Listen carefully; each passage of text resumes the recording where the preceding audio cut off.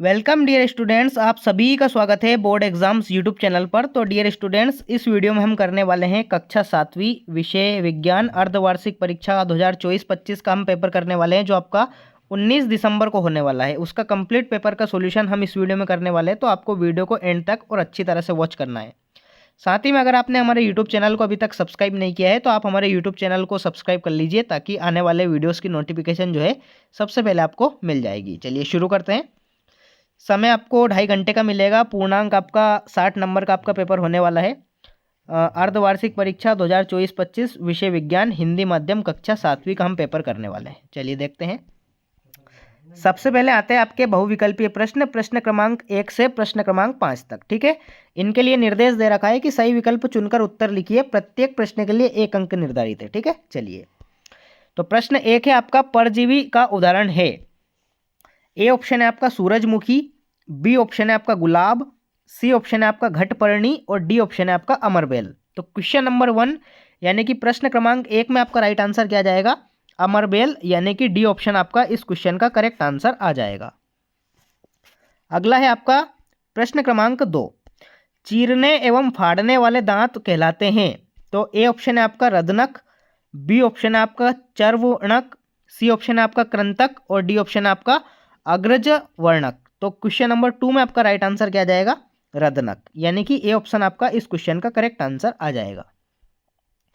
अगला है आपका प्रश्न क्रमांक 3, निम्नलिखित में से डॉक्टरी थर्मामीटर की परास होती है। तो इसमें क्या परास होती है ये आपको बताना है। ए ऑप्शन है आपका 35 डिग्री सेल्सियस से 42 डिग्री सेल्सियस, बी ऑप्शन है आपका 1 डिग्री सेल्सियस से 10 डिग्री सेल्सियस, तीसरा है आपका 1 डिग्री सेल्सियस से 100 डिग्री सेल्सियस और चौथा है आपका 30 डिग्री सेल्सियस से 45 डिग्री सेल्सियस। तो प्रश्न क्रमांक 3 में आपका राइट आंसर क्या जाएगा? निम्नलिखित में से डॉक्टरी थर्मामीटर की परास क्या होती है? 30 डिग्री सेल्सियस से 45 डिग्री सेल्सियस, यानी कि डी ऑप्शन आपका इस क्वेश्चन का राइट आंसर आने वाला है। अगला है आपका प्रश्न क्रमांक 4। प्रश्न क्रमांक 4 है आपका, भौतिक परिवर्तन का गुण है।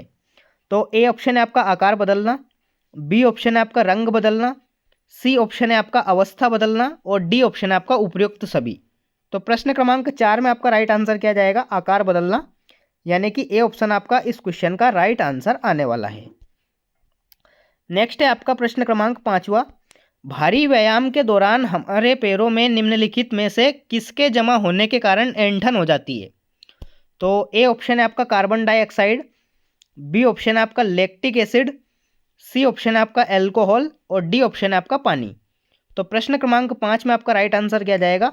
बी ऑप्शन, यानी कि लैक्टिक एसिड इस क्वेश्चन का करेक्ट आंसर आ जाएगा। तो इस प्रकार से आपके जो बहुविकल्पीय प्रश्न है प्रश्न क्रमांक 1 से प्रश्न क्रमांक 5 तक, वो यहाँ पे कंप्लीट हो जाते हैं। अगला प्रश्न देखते हैं। अगला प्रश्न आता है आपका रिक्त स्थान, प्रश्न क्रमांक 6 से प्रश्न क्रमांक 10 तक। इनके लिए निर्देश है कि आपका नीचे दिए गए रिक्त स्थान की पूर्ति कीजिए। प्रत्येक प्रश्न के लिए 1 अंक आपको निर्धारित है। ठीक है, चलिए देखते हैं। प्रश्न क्रमांक 6 है आपका, प्रकाश संश्लेषण की क्रिया में पादप वायुमंडल से रिक्त स्थान लेते हैं तथा ऑक्सीजन को उत्पादन करते हैं। तो प्रकाश संश्लेषण की क्रिया में पादप वायुमंडल से CO2 लेते हैं, यानी कि कार्बन डाइऑक्साइड लेते हैं। ठीक है, तो कार्बन डाइऑक्साइड इस क्वेश्चन का राइट आंसर आ जाएगा CO2। प्रश्न क्रमांक 7वां है आपका, सूर्य से पृथ्वी तक ऊष्मा के आने वाले प्रक्रम को रिक्त स्थान कहते हैं। तो इसमें आपका राइट आंसर क्या जाएगा?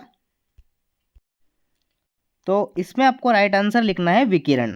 सूर्य से पृथ्वी तक ऊष्मा के आने वाले प्रक्रम को विकिरण कहते हैं। क्या कहते हैं? विकिरण। ठीक है, विकिरण आपका इस क्वेश्चन का राइट आंसर आ जाएगा। अगला है आपका प्रश्न क्रमांक 8वां, हवा में आर्द्रता यानी कि नमी अधिक होने से लोहे पर रिक्त स्थान जल्दी लगती है। तो लोहे पर जंग लग जाती है, तो जंग बहुत जल्दी लगती है हवा में आर्द्रता नमी के कारण। अगला है आपका प्रश्न क्रमांक 9वां, रक्त परिसंचरण तंत्र की खोज रिक्त स्थान ने की थी। तो रक्त परिसंचरण तंत्र की खोज विलियम हर्वी ने की थी। किसने की थी? William herby. ठीक है, विलियम हर्वी इस क्वेश्चन का राइट आंसर आ जाएगा। अगला है आपका प्रश्न क्रमांक 10वां, रिक्त स्थान पुष्प में नर और मादा जनन अंग दोनों ही होते हैं। तो आपके उभयलिंगी पुष्प में, कौन से पुष्प में? उभयलिंगी पुष्प में नर और मादा जनन अंग दोनों ही होते हैं। तो उभयलिंगी पुष्प इस क्वेश्चन का करेक्ट आंसर आ जाएगा प्रश्न क्रमांक 10वें का। तो इस प्रकार से आपके प्रश्न क्रमांक 6 से प्रश्न क्रमांक 10 तक जो रिक्त स्थान पूछे गए हैं वो यहाँ पे कंप्लीट हो जाते हैं। अगला प्रश्न आता है आपका अति लघुत्तरीय प्रश्न, प्रश्न क्रमांक 11 से प्रश्न क्रमांक 16 तक, जिनके लिए निर्देश दे रखे हैं कि नीचे दिए गए प्रश्नों के उत्तर एक शब्द या एक वाक्य में लिखिए, प्रत्येक प्रश्न के लिए 2 अंक निर्धारित है। ठीक है, चलिए देखते हैं। प्रश्न 11वां है आपका मृत जीवी किसे कहते हैं। प्रश्न 12वां है आपका आहार नली को कितने भागों में बांटा जाता है। प्रश्न 13वां है आपका ऊष्मा स्थानांतरण करने में चालन और संवहन की प्रक्रिया में अंतर बताइए। अगला है आपका प्रश्न 14वां, जंग का आणविक सूत्र और रासायनिक नाम क्या है, ये आपको बताना है। प्रश्न क्रमांक 15वां है आपका कोशिकीय श्वसन किसे कहते हैं। प्रश्न क्रमांक 16वां है आपका निषेचन के पश्चात फूल में होने वाली कोई 2 परिवर्तन आपको लिखना है। ठीक है, चलिए तो इनके आंसर मैं आपको बता देता हूं। देखिए प्रश्न क्रमांक 11वें का जो उत्तर है वो आपकी स्क्रीन पर है। मृत जीवी जो जीव अपना भोजन मृत व गले सड़े कार्बनिक पदार्थों से ग्रहण करते हैं मृत जीवी कहलाते हैं, जैसे मशरूम, कुकुरमुत्ता। ठीक है, ये प्रश्न क्रमांक आपका 11वें का उत्तर हो जाएगा। अगला आपका प्रश्न क्रमांक 12वें का उत्तर है आहार नली को निम्नलिखित भागों में बांटा जाता है, मुंह, ग्रसिका या गला, ग्रास नली या भोजन नली, अमाशय, छोटी आंत, बड़ी आंत और मलाशय। ठीक है, इस प्रकार से आपका प्रश्न क्रमांक 12वें का उत्तर ये हो जाएगा। नेक्स्ट आता है आपका प्रश्न क्रमांक 13वें का उत्तर, ऊष्मा स्थानांतरण करने में चालन और संवहन की प्रक्रिया में अंतर आपको बताना है। तो इस प्रकार से आपको प्रश्न क्रमांक 13वें का उत्तर लिखना है। ठीक है, अगला क्वेश्चन है आपका प्रश्न क्रमांक 14वां, जंग का रासायनिक सूत्र और आणविक सूत्र का आपको नाम लिखना है। तो देखिए जंग का रासायनिक सूत्र क्या है, Fe2O3.XH2O। वायु के संपर्क में आने वाला आयरन वायु में ऑक्सीजन और नमी के साथ अभिक्रिया आपकी दे रखी है। ठीक है, प्रश्न क्रमांक 14वें का उत्तर ये हो जाएगा। अगला है आपका प्रश्न क्रमांक 15वां, कोशिकीय श्वसन किसे कहते हैं। ठीक है, तो कोशिकीय श्वसन को एक अपचयी प्रक्रिया के रूप में परिभाषित किया जाता है, जिसका उपयोग कोशिकाएं ऊर्जा बनाने के लिए करती है। अपचय में ऊर्जा बनाने के लिए बड़े अणु टूट जाते हैं, ये आपको लिखना है प्रश्न क्रमांक 15वें का उत्तर। ठीक है, अगला आता है आपका प्रश्न क्रमांक 16वें का उत्तर, निषेचन के पश्चात होने वाले कोई 2 परिवर्तन आपको लिखना है। तो अंडाशय बड़ा हो जाता है और फल बन जाता है, और बीजांड बीज बन जाता है। ठीक है, ये आपका प्रश्न क्रमांक 16वें का उत्तर हो जाएगा। चलिए तो आपके जो अति लघुत्तरीय प्रश्न है वो यहाँ पे कंप्लीट हो जाते हैं। अब अगला आता है आपका लघुत्तरीय प्रश्न, प्रश्न क्रमांक 17 से प्रश्न क्रमांक 22 तक। ठीक है, चलिए इनके लिए निर्देश क्या है, नीचे दिए गए प्रश्नों के उत्तर 30 से 40 शब्दों में लिखिए, प्रत्येक प्रश्न के लिए 3 अंक निर्धारित है। ठीक है, देखते हैं इनको। प्रश्न क्रमांक 17वां है आपका कीट भक्षी पादप किसे कहते हैं, उदाहरण सहित लिखिए। प्रश्न 18वां है आपका प्रयोगशाला तापमापी तथा डॉक्टर तापमापी में अंतर आपको लिखना है। नेक्स्ट है आपका प्रश्न क्रमांक 19वां, आपको 3 द्रव दिए गए हैं, जिनमें से एक संतरे का रस है, दूसरा चूने का पानी में एवं तीसरा शक्कर का पानी में विलयन है। आप हल्दी को सूचक के रूप में उपयोग करके उनकी प्रकृति का निर्धारण कैसे करेंगे, ये आपका प्रश्न क्रमांक 19वां हो जाएगा। अगला आता है आपका प्रश्न क्रमांक 20वां, आप कैसे दिखाएंगे कि दूध का फटना एक रासायनिक परिवर्तन है। प्रश्न क्रमांक 21वां है आपका क्या होगा यदि रक्त में पट्टिकाणु नहीं होंगे। प्रश्न क्रमांक 22वां है आपका शरीर के सभी अंगों को रक्त की आवश्यकताएं क्यों होती है। तो ये आपका प्रश्न क्रमांक 22वां जाता है। तो चलिए आपके जो लघुत्तरीय प्रश्न हैं यानी कि प्रश्न क्रमांक 17 से प्रश्न क्रमांक 22 तक, उनके उत्तर हम देखते हैं। तो ये आपके अति लघुत्तरीय प्रश्नों के उत्तर हो जाएंगे। अगला आपके जो लघुत्तरीय प्रश्न हैं तो प्रश्न क्रमांक 17 से प्रश्न क्रमांक 22 तक, उनके उत्तर हम देख लेते हैं। तो देखिए प्रश्न क्रमांक 17 का जो उत्तर है वो आपकी स्क्रीन पर है, जल्दी से इसको देख लीजिए। कीट भक्षी पौधे ये वाला आपका दे रखा है, कीट भक्षी पादप किसे कहते हैं, उदाहरण सहित समझाइए। तो ये आपकी परिभाषा दे रखी है और अगले पेज पे आपका एक उदाहरण दे रखा है। ठीक है, ये उदाहरण भी आप याद कर सकते हैं। तो प्रश्न क्रमांक 17 का उत्तर ये हो जाएगा। अगला है आपका प्रश्न क्रमांक 18वां, प्रयोगशाला तापमापी और डॉक्टरी थर्मामापी में आपको अंतर लिखना है। तो इस प्रकार से आप लिख सकते हैं। ठीक है, अंतर आपका दे रखा है, ये आपका डॉक्टरी थर्मामापी है और ये आपका प्रयोगशाला थर्मामापी है। ठीक है, तो इस प्रकार से आप लिख सकते हैं प्रश्न क्रमांक 18वें का उत्तर। अगला आता है आपका प्रश्न क्रमांक 19 का उत्तर। तो प्रश्न क्रमांक 19 का उत्तर आप अच्छी तरह से याद कर लीजिए, आपकी स्क्रीन पर है प्रश्न क्रमांक 19 का उत्तर। अगला आता है आपका प्रश्न क्रमांक 20वां, आप कैसे दिखाएंगे कि दूध का फटना एक रासायनिक परिवर्तन है। तो इस प्रकार से आप दिखाएंगे, इसको आप अच्छी तरह से पढ़ लीजिए। तो ये आपका आंसर हो जाएगा प्रश्न क्रमांक 20वें का। अगला आता है आपका प्रश्न क्रमांक 21वां।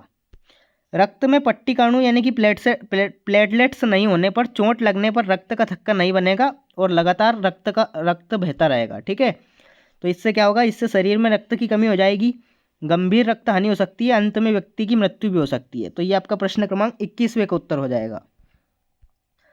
अगला है आपका प्रश्न क्रमांक 22वें का उत्तर। सभी हमारे जो शरीर के अंग है उनको रक्त की आवश्यकता क्यों होती है, ये आपको लिखना था। ठीक है, तो ये आपका कारण दे रखा है, ये आपका प्रश्न क्रमांक 22वें का उत्तर हो जाएगा। तो इस प्रकार से जो आपके लघुत्तरीय प्रश्न है वो यहाँ पे कंप्लीट हो जाते हैं। प्रश्न क्रमांक 17 से प्रश्न क्रमांक 22 तक जो आपके लघुत्तरीय प्रश्न है वो यहाँ पे कंप्लीट हो जाते हैं। अगला आता है आपका दीर्घोत्तरीय प्रश्न। प्रश्न क्रमांक 23 से प्रश्न क्रमांक 26 तक आते हैं आपके दीर्घोत्तरीय प्रश्न। ठीक है, तो प्रश्न क्रमांक 23 से प्रश्न क्रमांक 26 तक जो दीर्घोत्तरीय प्रश्न है इनके लिए आपका निर्देश है कि प्रत्येक प्रश्न के लिए 5 अंक निर्धारित है। ठीक है, चलिए देख लेते हैं इनको। प्रश्न 23वां आपकी स्क्रीन पर है। मनुष्य में कितने प्रकार के दांत पाए जाते हैं, प्रत्येक के कार्य लिखिए। प्रश्न 24वां है आपका अम्ल वर्षा किसे कहते हैं, वर्षा जल में यह अम्ल कहाँ से आता है तथा इससे क्या हानि पहुंचती है।